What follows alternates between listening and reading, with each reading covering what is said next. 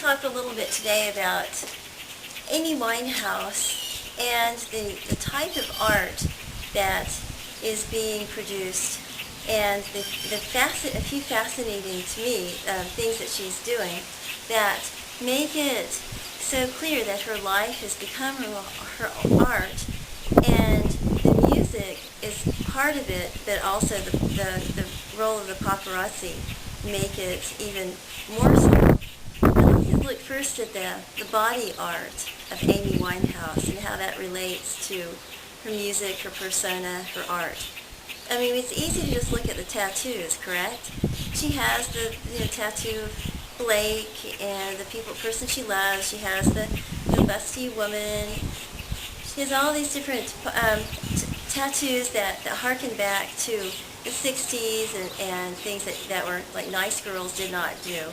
And it all seems within the lines, correct? I mean, just almost like a Roy Lichtenstein pop culture representation on the flesh.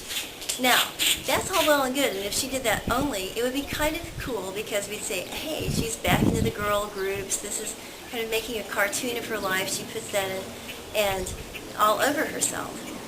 But here's the fascinating thing about her, the exaggerated quality of the bouffant hair, the ultra thinness, the ballet slippers.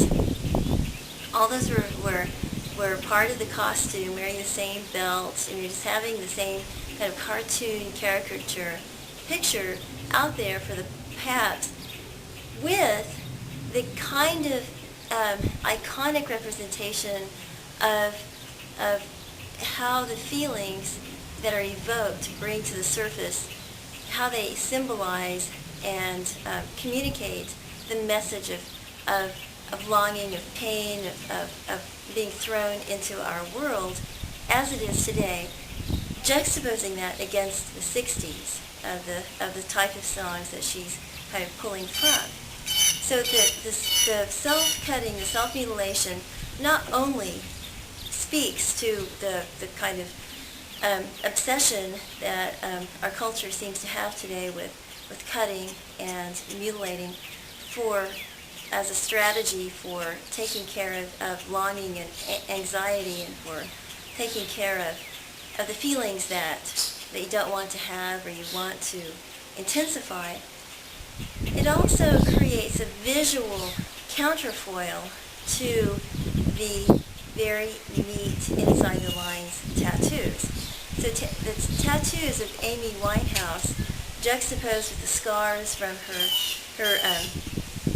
cutting and potentially the scars from injecting drugs, speak to not only the visual representation of like the inner feeling or condition that she's trying to bring, or she is bringing out through her body art, they also create visual cues and changes for the paparazzi and the tabloids. So that it creates a nuanced look at what she is. The scratches,